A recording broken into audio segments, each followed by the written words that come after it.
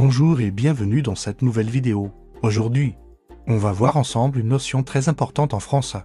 Surtout quand on débute le mode impératif. C'est super utile au quotidien, vous allez voir. Alors, à quoi ça sert? L'impératif, c'est très simple. On l'utilise principalement pour 4 choses pour donner un ordre. Comme quand un parent dit à son enfant « range ta chambre », on l'utilise aussi pour donner un conseil à un ami. Par exemple, « repose-toi bien ». L'impératif sert également à donner des instructions. Comme dans une recette de cuisine, mélanger les ingrédients. Et enfin, on peut l'utiliser pour faire une demande un peu plus directe, aide-moi. S'il te plaît, en gros, c'est pour dire fais ça ou ne fais pas ça. Maintenant, avec quelle personne on utilise l'impératif? C'est là que ça devient facile. En français, on ne l'utilise qu'avec 3 personnes, tu, nous et vous. On utilise tu quand on s'adresse à une personne qu'on connaît bien, un ami. Un membre de sa famille. On utilise nous pour s'inclure dans l'action, comme pour faire une suggestion, allons-y, et enfin, on utilise vous.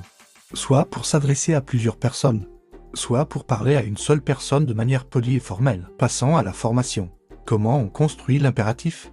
La règle de base est simple, on prend le verbe conjugué au présent de l'indicatif, et on enlève le pronom sujet, c'est-à-dire tu. Nous, vous, prenons le verbe parler. Au présent, on dit tu parles, nous parlons. Vous parlez. Pour l'impératif, on enlève les pronoms et ça devient parle, parlons, parler facile. Non, attention. Il y a une petite règle très importante à connaître pour tous les verbes qui se terminent en « comme parler, manger, regarder ».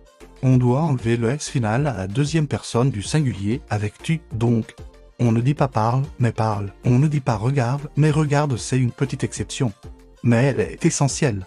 Et pour dire le contraire, pour donner un ordre négatif, c'est la structure classique de la négation en français, on place de avant le verbe et pas. Après le verbe. Par exemple, ne parle pas ou si le verbe commence par une voyelle. Comme écouter, on utilise elle n'écoute pas. Pour finir, il y a quelques verbes irréguliers très courants qu'il faut connaître par cœur au niveau 1. Pour le verbe être, ça donne « sois sage »,« soyons patients »,« soyez prudents ». Pour le verbe avoir, aie confiance, ayons du courage, ayez de la patience. Et pour le verbe aller, va chercher le pain, allons au cinéma.